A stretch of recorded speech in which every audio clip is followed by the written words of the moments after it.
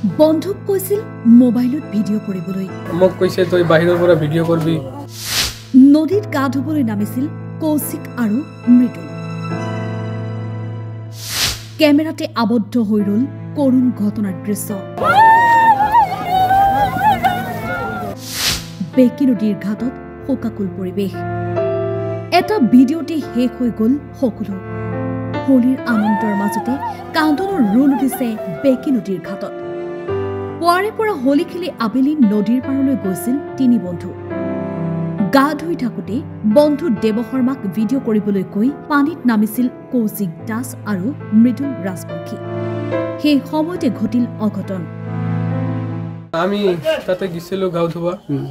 তাৰপিছত গাঁও ধুইছো 10-15 মিনিট মান গাঁও ধুইছো তাৰপিছত কৌশিক নামৰ আপাটো সি গিছে গাঁও ধুবা সি কৈছে তাক মই অলপ টানি আনিছিলো তাৰপিছত সি গিছে তাৰপিছত আৰু গিছে তাহোন দুইজন সি তলতে আছিল মোক কৈছে তই বাহিৰৰ পৰা ভিডিঅ' কৰবি ৰং খেলিছিলা তোমালোকে না আমি ৰং খেলিছো কিমান সময়ত 2-3 মিনিটত পিছত পানী গাঁও ধোৱা শেষ তাৰপিছত লাষ্টত এই ভিডিঅ' কৰি আছিলো ৰীল বনাইছিলো কি নাম আছিল মৃদুল ৰাজবংশী কৌশিক দাস তোমাৰ নাম দেৱ শৰ্মা তোমাৰ নাম দেৱ শৰ্মা কি কৰে তাহোন ষ্টুডেণ্ট কৰি আছিল খালি মৃদুল কাম কৰে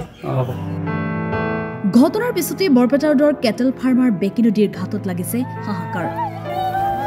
স্থানীয় ৰাইজৰ সহযোগত উদ্ধাৰকাৰী দলে ঘণ্টাজোৰা অভিযানৰ অন্তত বেকি নদীৰ পানীৰ পৰা উদ্ধাৰ কৰে দুই বন্ধু কৌশিক আৰু মৃদুলৰ মৃতদেহ হোলীৰ আনন্দ উল্লাসৰ মাজতে মৃতদেহ উদ্ধাৰৰ পিছতে বেকি নদীৰ ঘাটত কান্দোনৰ ৰোল এফালে স্থানীয় লোকৰ মতে প্ৰতি বছৰে বেকি নদীৰ ঘাটত সংঘটিত হৈ আহিছে এনে ঘটনা অভিভাৱকসকলৰ লগতে প্ৰশাসনিক ব্যৱস্থা গ্ৰহণৰ দাবী ৰাইজৰ দাদা ইয়াত আমি আহি চালোঁ যে দুজন ল'ৰা পানীত পৰি মানে মৃত্যু হৈছে আমাৰ ইয়াৰে লোকেল ল'ৰা দুজন হয় এই ফাৰ্মাৰে অফিচৰ কোৱাৰ্টাৰে থকা কিমান বয়সমান হ'ব কি ক'লা কিমান বয়সমান হ'ব বৰ্তমান 21-22 তেনেকুৱা হ'ব কি নাম হোলীৰ দিন ৰং খেলি ইয়াতে মানে গা ধুব আহিছিল ঘটনা ইয়াতে বাৰাপেটা কেটেল ফাৰ্ম আপোনাৰ বৰপেটা বেকি নদীৰ ওচৰত বৰপেটা থানা পৰে বৰপেটা ৰোড থানা হয় আপোনালোকৰ জৰিয়তে আমি ৰাইজক ক'ব বিচাৰোঁ যাতে সাৱধানে ল'ৰা ছোৱালীবিলাক বেকিৰ পাৰত পঠাই দিয়ে একচুৱেলি বেকিৰ পাৰত পঠাবই নালাগে যদিও পঠাই গাৰ্জেন সহকাৰে আহি প্ৰত্যেক বছৰে এনেকুৱা পৰিস্থিতি হয় আজি নতুন যে এইটো নহয় প্ৰত্যেক বছৰে 2-4টা কৰি এনেকুৱা আপোনাৰ দুৰ্ঘটনা হৈ থাকে ভাই আছিল নেকি দুইটাই একচুৱেলি ভাই ককাই নহয় ওচৰ পাজৰে মানুহ তেওঁলোক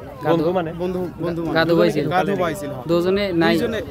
গা ধুব আহিছিল দুজনে ঢুকাইছিল হৰভোগৰ পৰা গণেশ সাহাৰ ৰিপোৰ্ট টাইম 8